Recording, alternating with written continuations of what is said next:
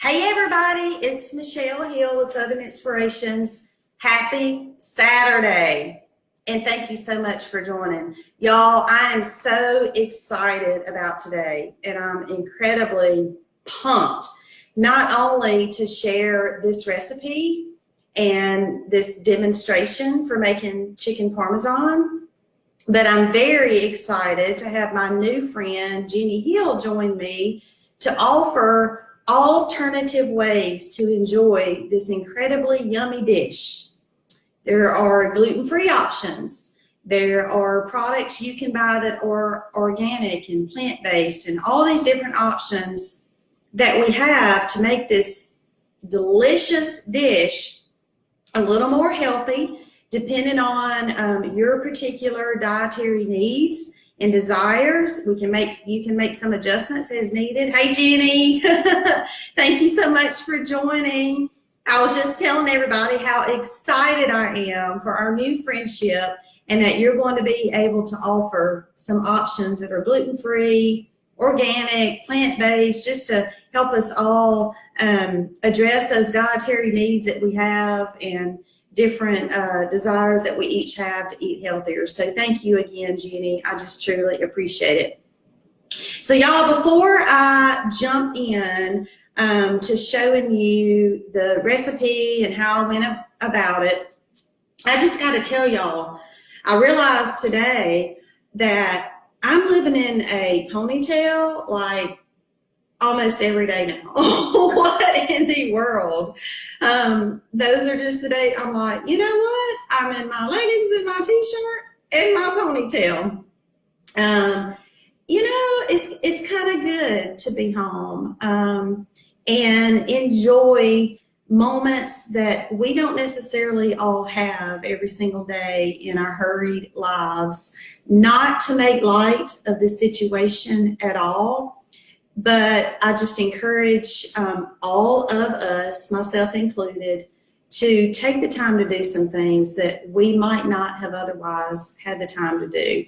And so for me, cooking has always been a part of my life and will continue to be. I'm using this as an opportunity to work with Jenny and some others that I know to learn some healthier ways to prepare things. I will still do my cooking probably the way that I grew up a lot of times, but it's very important that we all be open to alternatives and that we take care of ourselves. And we all know that's now more than ever before. There's just a heightened awareness. So thank you again for joining. I am pumped about this and I am glad you are here. So a couple of things. I have one chicken Parmesan breast, fully prepared. Confession, I've already cut it in two and I've already tasted of it and it's completely yummy. I'm excited about that. And so I already have a couple of breaded also, and I'm going to walk you through that. Before we get going, I'm going to go ahead and turn on my olive oil. I've got it on the stove because I knew that I would get to talking like right off the bat and then it would get too hot. So I'm going to turn that on. I'm going to tell you the ingredients, all of the ingredients real fast. If you are, I'll tell you what, comment if you are preparing yours right now, like during this demo. Go ahead and let us know that. I would just love to know that. I did post some prep work that you could have done before. It wasn't, you know, you didn't have to do it. If you didn't do it, that's fine. I'm gonna walk around here and see. Okay. Hey, Missa, thank you so much for joining. Hey, Mother, thank you for joining too. All right, let me turn on my oil and tell you all the ingredients. And this is just a little bit of olive oil in my large skillet over here because we're gonna do a little bit of browning on these chicken breasts. And when I talk about the breading, Jenny will kind of pop in and talk about some options of that. If you didn't have a chance to see the pictures that I posted earlier, you can go back and look at those, but Jenny can speak to some alternatives to that. I'm going to turn it down kind of low, and I'm going to use my cheat sheets. All right, So I actually buy the thinly sliced chicken breast because they're already kind of at the thickness, about a half an inch thickness that you need for chicken Parmesan. If you have the regular chicken breast, that's okay. Just put them in a big Ziploc bag or between wax paper or something and pound those with the smooth side of the meat mallet to get them, you know, that thin, about a half an inch thick, and then you want to salt and pepper those. And so I have those ready right here. And then all-purpose flour, I actually had self-rising on hand. I think either is just fine. And I sifted that just to have a real nice, smooth flour. And so you want to have your flour on hand, enough for your chicken breast. I've probably got a cup or so in here. I always do too much. That's okay. A couple of eggs that you already want to whisk and have ready. And then your breading. So in the breading, I like to use a combination of the panko and the Italian style breadcrumbs. Panko, as you know, is very crispy, and I like that, but I just like the combination. It's personal preference, and we'll talk about that as we go because that's going to determine how much marinara you use as well. But I did probably about a 3/4 cup of the panko and then a half a cup or so of just the Italian style breadcrumbs. All right, and then let me see how much Parmesan I added. I did about a 1/4 cup or so of grated Parmesan cheese. And so here's all that. I just mixed that all together. So that's my breading.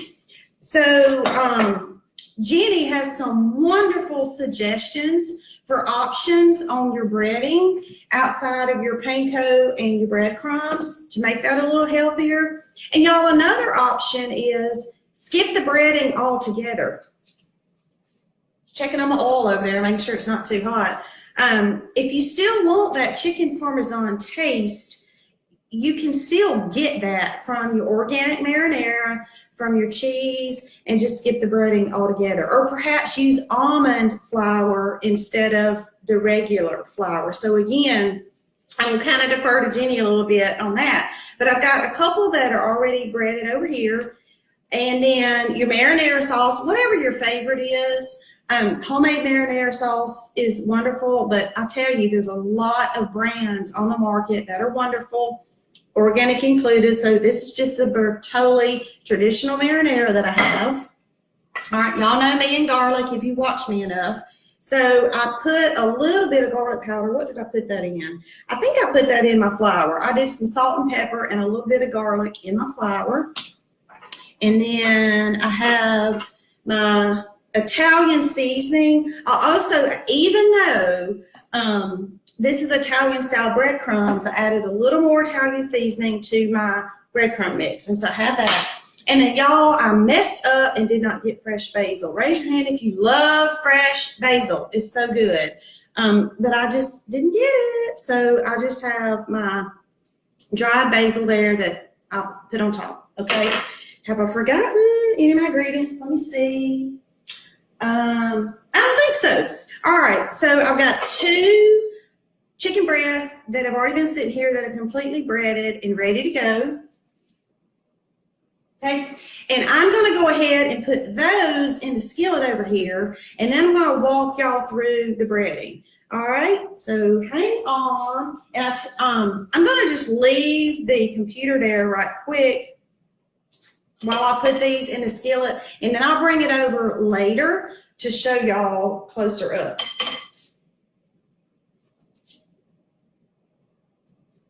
I hope that it is sunny and pretty wherever you are. I was actually surprised to see the sun come out. I've gotten to where I'm like just expecting rain every day in Arkansas, and then when the sun came out, I'm like, I have to go outside. It was still a little chilly, but at least the sun was out.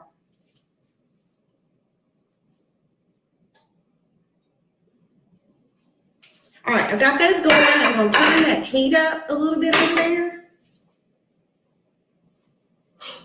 Y'all might hear them start to sizzle here in a minute. Now, it is best to, once you get them breaded, to let them sit about 10 or 15 minutes just to make sure that breading gets real good in there. It's not completely necessary. I think it's still okay. But if you have time when you're preparing them, if you can let them sit 10 or 15 minutes before you put them in the skillet, that's great. And so those two have been doing that. So now I'm going to walk you through the breading process. And if you'll just remember, dry, wet, dry, okay? So I've got 2 chicken breasts left over here. I'll make some more time.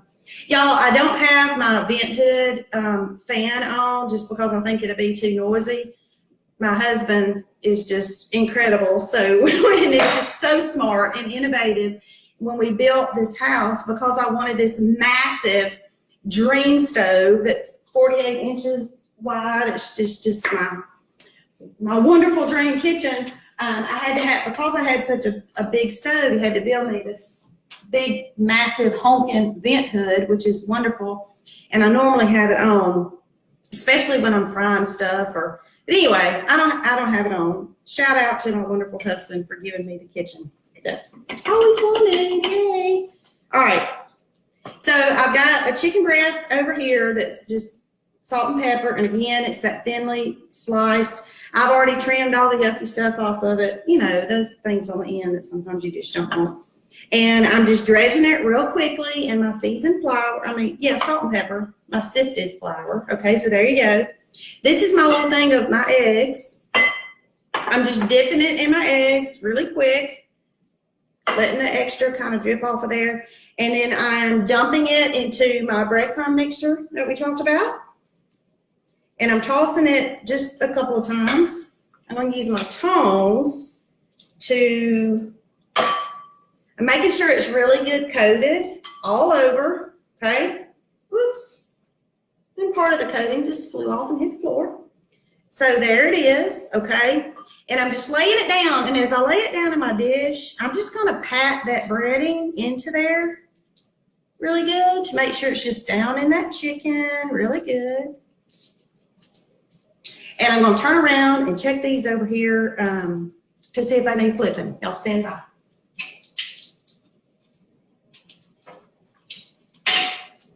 Almost, but not yet. All right, so we will rinse and repeat, so to speak. And we'll take this other chicken breast. We're going to do the same exact thing.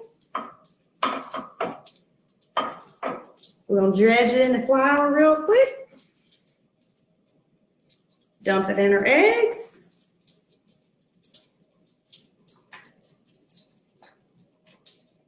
All right, and 2 eggs, y'all, was plenty. I think I mentioned that I had 5. There was a package of these 5 thinly sliced chicken breasts, and 2 eggs was plenty to take care of that. All right, I'm kind of down to the bottom of my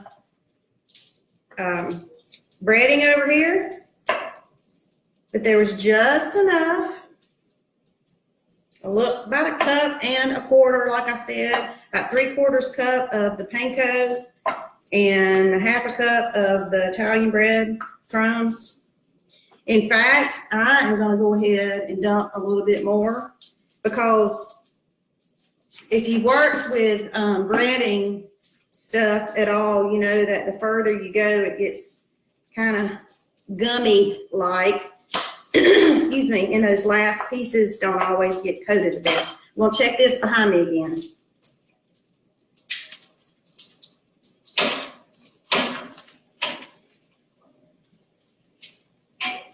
Oh, it's looking so pretty. It's just been a couple of minutes. You only want to do a couple of minutes on each side, just a nice little golden brown before you put it in the oven. I'm going to come show y'all real quick. And see y'all's.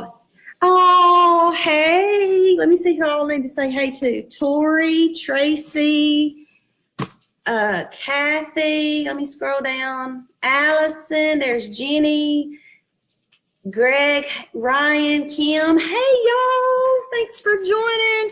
All right, there is our, oh, that's not it. I'm showing y'all, oh, Lordy, I'm showing y'all the one that was already done. Let's see. Let me see if I can get this right. Okay. Can y'all see that?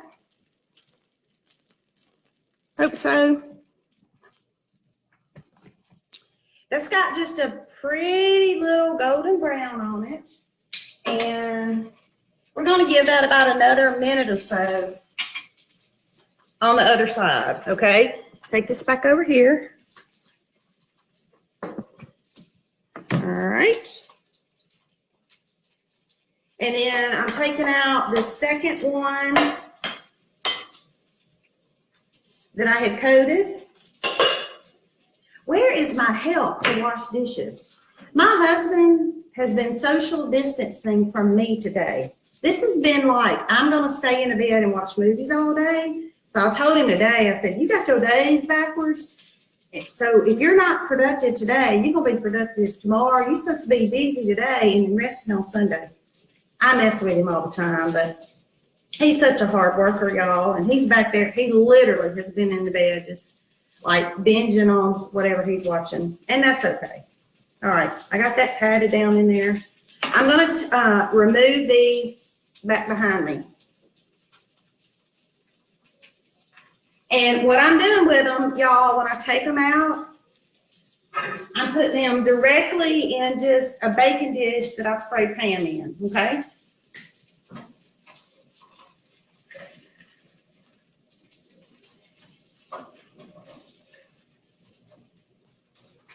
Okay, so now we have these two that are going to sit there for just a second while I put these other two in the skillet.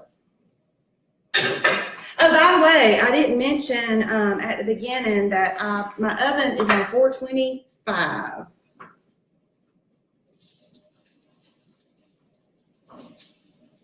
All right, we're going to get this going.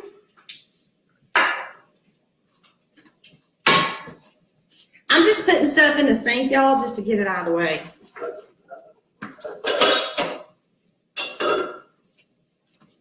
All right, Jenny, did you say something about the eggs too? I posted pictures. Everybody knows we want to buy those good, is it the cage-free, Jenny? I can't remember which eggs are the ones that we want. I'm going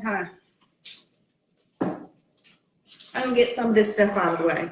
All right, I'm going to move the computer. I want y'all to see what I'm going to do with the marinara. However, before I do it, let me say this. As we get into talking about the marinara and the cheese, that becomes a little bit of personal preference also. The one that I cooked earlier, I'm going to show you how I did it, because if you like it more on the crispy side, you're going to use a little bit less marinara. And then what I like to do, and that's kind of how, I don't know, I've done it both ways. I've done it with less marinara, and then I've done it with more. It's just not going to be as crispy, but it still tastes really good. I like to warm up some of this marinara and just have it, serve it kind of on the side. And then depending on whoever's eating it, if you like a little bit more on your angel hair pasta or on the chicken, you can pour that on there. But that way your chicken is still crispy because you haven't put too much marinara, but you still get that marinara flavor. So let me turn these other two behind me, and then I'll move the computer again and we'll do the marinara, and I'll talk to you about the cheese.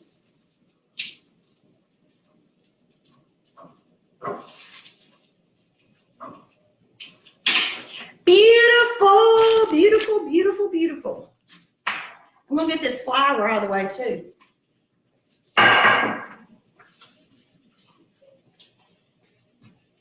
Okay, y'all tell me some of the things that you are cooking while you're at home. I always love hearing from other people and your ideas and what are some of the things that you're cooking. And I said on the live that I did this morning at 11, I was like, y'all, I promise I don't always eat like this. I do like to cook a lot of roasted veggies and have those on hand. But I'm just real anxious and I don't know, just curious to know what y'all are cooking. Let's see here. All right, so these two, I'm gonna try to get this better. Y'all can see this. Okay. Those two chicken breasts that I've already removed from the skillet over here, This is a half a cup, but I'm not even going to fill it full. I'd probably say this is about a third a cup. You're going to, of your marinara, you're going to take and put directly on your chicken breast. Okay. And again, if you want more, put more. One thing that I've also done before is sometimes I've lined the bottom of my casserole dish with marinara sauce just for extra marinara. But again, this is how I'm doing it today because I want it a little more crispy.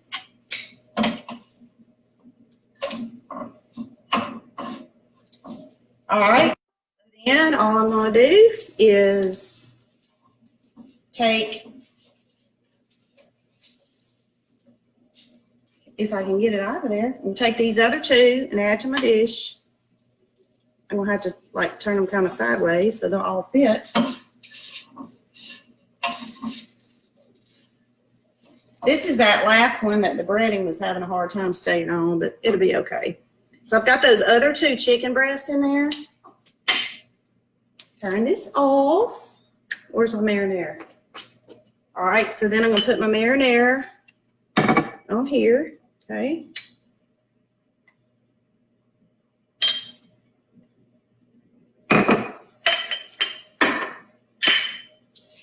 And here's what I'm going to tell you about the cheese. I like them to be good and cheesy, and I like to use 3 different cheeses: mozzarella, provolone, and Parmesan. But what I do first, before I put my cheese on, is I go ahead and put these in the oven. I mentioned this at 425. This is not hot yet. I don't need a pot holder. I'm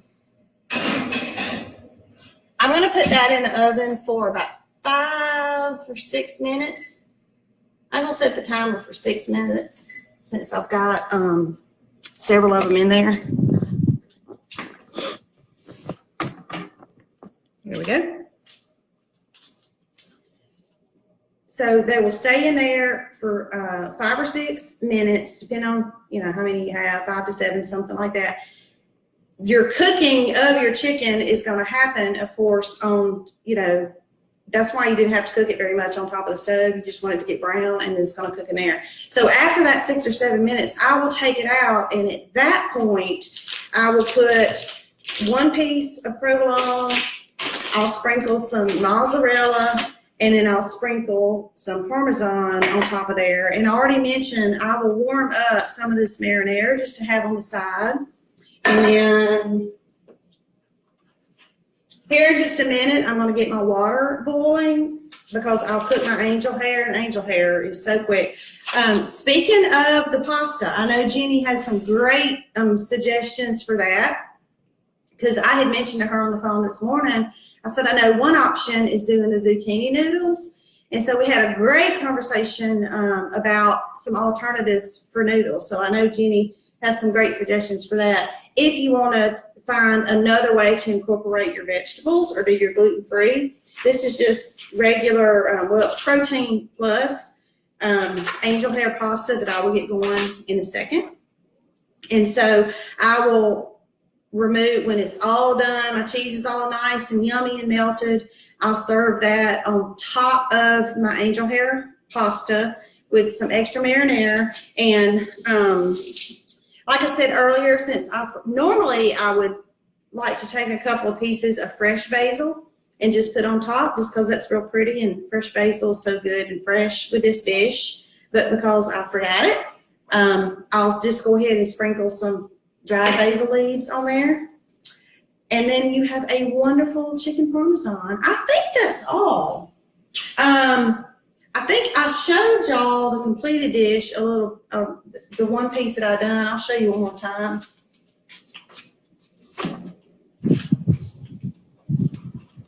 If I can get it. And I told y'all I had already cut into it because I couldn't wait. It was so juicy inside. Boom. And again, I know that's already been cut into, but it still was pretty crispy. You had the panko. It wasn't cooked so long that it got dry. You had enough marinara on there to get the flavor, but not to make it soggy. And then you've got your 3 different cheeses. You've got your basil kind of sprinkled on top at the end. And like I said, put it over angel hair pasta with some marinara, and it's just delicious. I will also make probably a salad to go with it. We'll skip the bread tonight, but the salad I think will be a good side. So let me see if anybody else said it. Okay. Gluten-free breadcrumbs. Jenny said that. Skip the bread. Yep. Thank you all again for joining. Greg, I'm so glad you're on here. Y'all, if you've not followed some of Greg's cooking and recipes, please do. He is amazing. He is like Mr. Gourmet with his cooking styles, and I just love following him. So Greg, thank you so much for jumping on. Ryan, thank you too. Kim, you know I love you. Thank you for watching. Allison, you're one of my big supporters. Kathy, so good to see you. Mama, thank you so much for joining. Hannah, I don't want to miss anybody. Y'all are precious. Who else? Oh, there's some comments. I was going to cook along with you, but they bought all the basil. I'm just now scrolling down to see the comments, y'all. Black cod fillet. Hey, Denise, you did make it. Thank you. Samantha, hey, April, Terry, Erica. Hey, y'all, I just now scrolled down to see all of you, so thank you so much. Let me see. Yeah, I've only got like a minute and a half left. I was going to go ahead and end it, and I probably will, because y'all already know kind of what it looks like. I told you that once it comes out of that oven, from this time is when I'm going to add my cheese and then stick it back in there. And really just long enough. Oh, I didn't say that part, did I? Yeah, I didn't do that part. When it comes out of here, and then I put my cheese on, it'll go in there another few minutes.